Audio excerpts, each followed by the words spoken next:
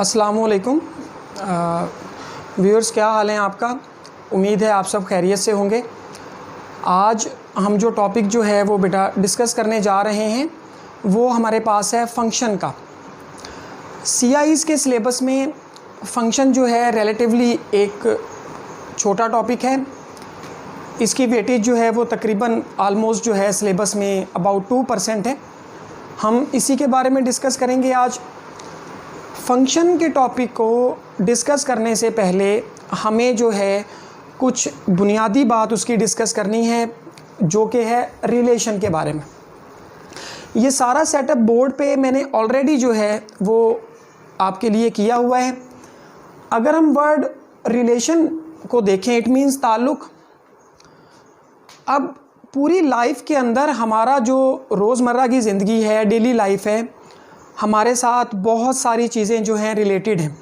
For example, I am the father of 3 kids, तो मेरे साथ रिलेटेड हैं मेरे 3 बच्चे, ठीक है। इसी तरह से हमारे पास जो है कुछ प्लेयर्स हैं वो अपने गेम्स के साथ रिलेटेड हैं। ये जो हमारे पास रिलेशंस हैं, ये बेसिकली इनका ताल्लुक़ जो है आपस में वो सेट्स के साथ है। अब सेट क्या है, ठीक है। सेट की कॉम्बिनेशन है डिफरेंट ऑब्जेक्ट्स का जिनका पर्पस हमारे पास जो है वो सेम। अब यहाँ पर हमारे पास रिलेशन को डिस्क्राइब करने के लिए मैंने एक सिंपल सी एग्जांपल ली है। 2 सेट्स लिए हैं। एक सेट ए है जो कि 3 प्लेयर्स हैं, उसमें अली, साकिब एंड अब्दुल्ला। एक सेट बी है जिसमें 3 डिफरेंट गेम्स हैं, जिन गेम्स के वो प्लेयर हैं। अब जो प्लेयर है वो रिलेट करता है अपने स्पेसिफिक गेम को, ये इनका आपस में रिलेशन है। सेट ए, सेट बी, ये मैंने 3 नेम्स लिखे, ये मैंने 3 नेम्स लिखे। अब इनका आपस में रिलेशन क्या है कि set A is a player of set B. अब ये मैंने हमारे पास जो है Ali is a player of football, Abdullah is a player of cricket and Sakib is a player of badminton. तो ये हमारे पास 2 सेट्स का आपस में रिलेशन है। जो हमारे पास बेसिक सेट है वो कहलाता है डोमेन, और हमारे पास उससे जो रिलेटेड सेट हमारे पास आता है वो कहलाता है कोडोमेन। अब अली जो है वो हमारे पास ऑब्जेक्ट है, इसका जो रिलेटेड हमारे पास सेट बी में कॉरिस्पॉन्डिंग एलिमेंट है वो फुटबॉल है, तो अली का जो इमेज आएगा वो कहलाएगा फुटबॉल इस केस में। इसी तरह से साकिब का इमेज बैडमिंटन है, अब्दुल्ला का जो इमेज है वो हमारे पास क्रिकेट है। इमेजेस जो हैं वो हमेशा सेकंड सेट यानी कि कोडोमेन से हम गेन करते हैं, और जो पहला हमारे पास सेट ए है वो हमारे पास बेसिक सेट है, वो डोमेन कहलाता है। अब अगर हम इसको डोमेन और हमारे पास उनके इमेजेस की फॉर्म में लिखें, तो जो ऑब्जेक्ट्स का सेट है वो डोमेन है अली, साकिब एंड अब्दुल्ला। जो सेट ऑफ इमेजेस है वो हमारे पास रेंज कहलाता है। रेंज क्या है? Set of images cricket, football और बैडमिंटन। यहाँ बाय मिस्टेक जो है ये मुझसे 2 बार क्रिकेट लिखा गया है, हम इसकी यहाँ करेक्शन कर देते हैं।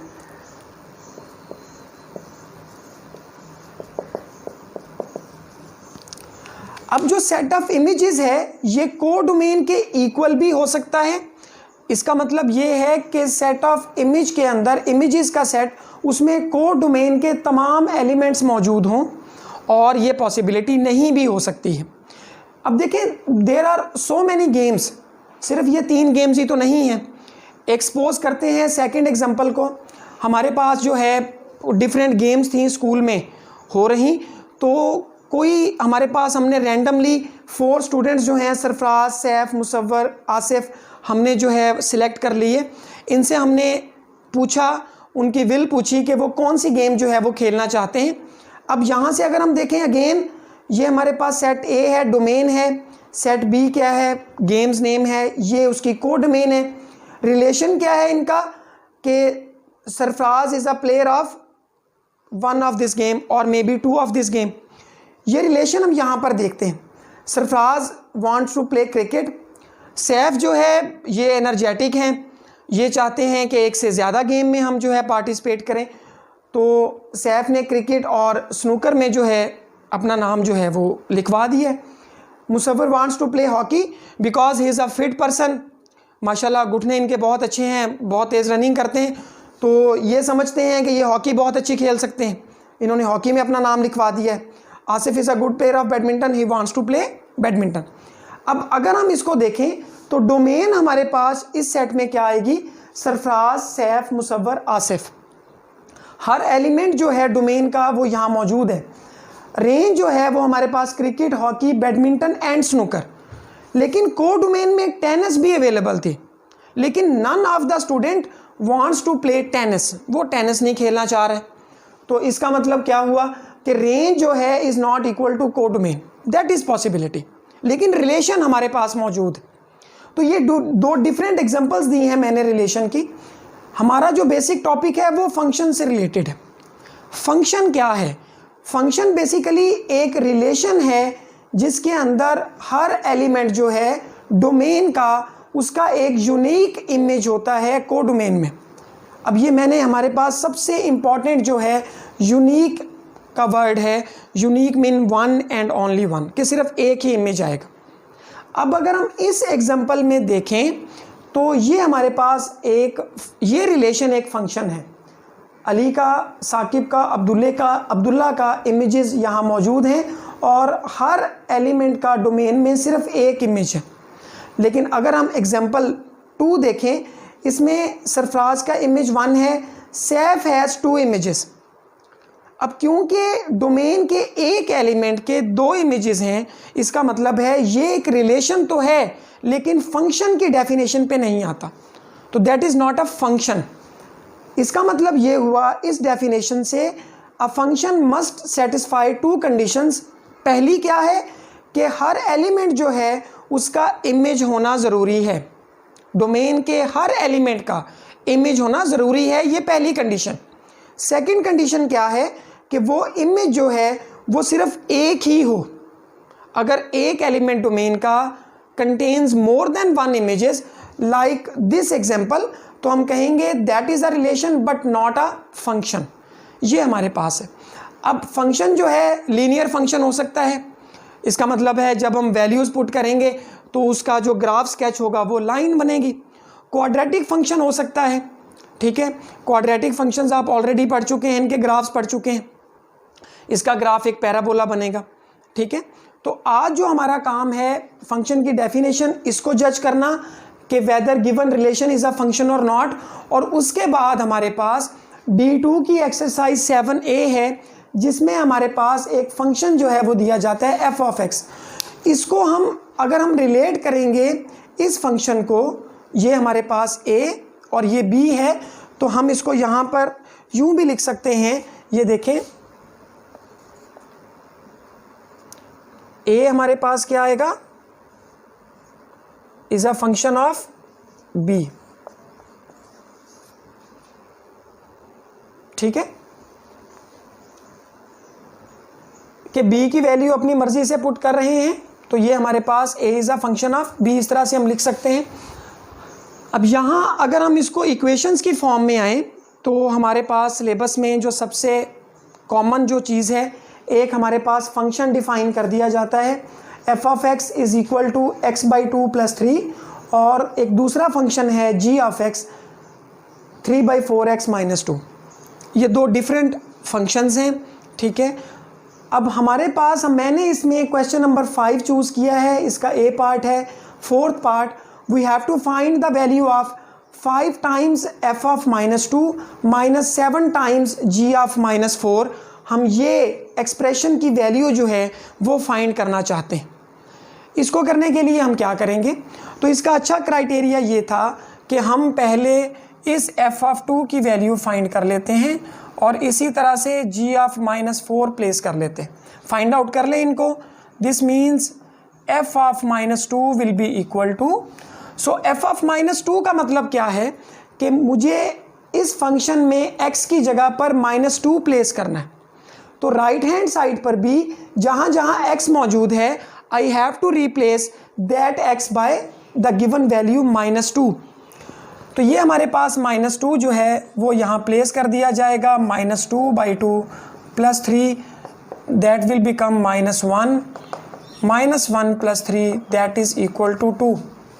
अब यहाँ ये चीज़ बड़ी इंपॉर्टेंट है कि हमारे पास -2 का जो इमेज है वो हमारे पास 2 है, ठीक है।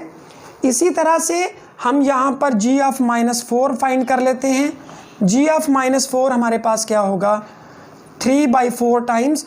अब ये हम फंक्शन सेकेंड वन कंसीडर करेंगे g ऑफ x का। x की जगह हमने रिप्लेस कर दिया है -4, तो राइट हैंड साइड पर भी जहाँ x मौजूद है वहाँ हमें -4 पुट कर देना है एंड दैट इज़ -2। ये हमारे पास आ गया -3 - 2 दैट इज़ इक्वल टू -5। तो इसका मतलब है f ऑफ -2 की वैल्यू जो है 2 है, g ऑफ -4 की वैल्यू -5। तो ये 2 और 5 रिस्पेक्टिव इमेजेस हैं f ऑफ -2 का और -4 का। अब ये वैल्यूज़ जो है हम इस एक्सप्रेशन में पुट कर देते हैं, तो this will become 5 times f of -2 -7 times g of -4 will be equal to, हम अगर इसको लिखें तो 5 टाइम्स 2 -7 टाइम्स -5, इसको अगर हम सिंप्लीफाई कर लें 10 + 35 दैट इज़ इक्वल टू 45। ये हमारे पास जो है हमने इसको फाइंड कर लिया। क्वेश्चन ये भी आ सकता है कि find the image of 3 in of f of x, ठीक है। 3 का इमेज बताना है तो x की जगह पर आप 3 प्लेस कर देंगे, 3/2 + 3। हम इसका एलसीएम लेने के बाद सॉल्व कर लेंगे, तो जो आंसर आएगा वो हमारे पास इमेज है, ठीक है। अब इससे जो फर्दर हमारे पास इसकी एक्टिविटी में है, एक्सरसाइज में क्वेश्चन है, बी पार्ट है, उसके अगेन 2 पार्ट्स हैं। वो कहते हैं find the value of x if f of x is equal to g of x। x की किस वैल्यू के लिए दोनों फंक्शंस की वैल्यूज़ जो हैं वो आपस में इक्वल हो जाएंगी। तो हम क्या करेंगे, कंडीशन जो है उसको अप्लाई करेंगे। Since f of x is equal to g of x, it means both functions are equal to each other. तो ये हमारे पास आ जाएगा बेटा x/2 + 3 that is equal to 3/4x - 2। अब इसको हम अलग से सॉल्व कर लेते हैं और इसको अलग से सॉल्व कर लेते हैं। ये हमारे पास आ गया जी, 2 एलसीएम है बेटा, x + 6, यहाँ राइट हैंड साइड पर 4 will be the LCM, 3x - 8। अगर मैं 4 यहाँ जो है वो क्रॉस मल्टीप्लिकेशन कर देते हैं, this will become 4x + 24 that is equal to 6x - 16। अब कंबाइन कर लें x की वैल्यूज़ को एक तरफ, ये एक लीनियर इक्वेशन है, और कांस्टेंट्स को राइट हैंड साइड पे मूव कर देते हैं। 4x - 6x - 16 - 24 this will become -2x is equal to -40। this minus will cancel to each other और 2 जो है वो डिवाइड हो जाएगा, तो x की वैल्यू हमारे पास क्या आ जाएगी बेटा, 20। इसका मतलब ये है कि अगर हम इन दोनों में x की जगह 20 पुट करें तो दोनों का जो इमेज आएगा वो हमारे पास सेम होगा, ठीक है। अब इसका सेकंड पार्ट था, वो कहते हैं if f of x is equal to 17 then find the value of x, कि x की किस वैल्यू के लिए जो इमेज है वो 17 है। f ऑफ x का मतलब हमारे पास क्या है बेटा, मैं फिर यहाँ लिख रहा हूँ image. For what value of x, the image of x is 17। तो हम कंडीशन की तरफ मूव करते हैं। हमारे पास f ऑफ x की जो वैल्यू है वो हमारे पास है बेटा x/2 + 3। So since f of x की वैल्यू है 17 that is x/2 + 3, so 3 will move over here. 17 - 3 is equal to x/2, 14 is equal to x/2। अब क्रॉस मल्टीप्लाई कर दें तो 28 इज़ इक्वल टू x, तो बेटा x is equal to 28। It means that कि अगर हम इस फंक्शन में x की जगह पर प्लेस कर दें 28, तो उसका जो आंसर आएगा या इमेज आएगा that will be equal to 70। मैं उम्मीद करता हूँ कि यहाँ तक ये प्रॉब्लम आपको यहाँ पर समझ आ गया होगा। फंक्शन की मैंने बिल्कुल सिंप्लीफिकेशन जो है उसकी आपसे डिस्कस की है, उसकी डेफिनेशन हाउ वी कैन जज अ फंक्शन ये डिस्कस किया है। इसके टाइप्स हैं, इंशाल्लाह वो नेक्स्ट लेक्चर में डिस्कस करेंगे। आपका बहुत शुक्रिया।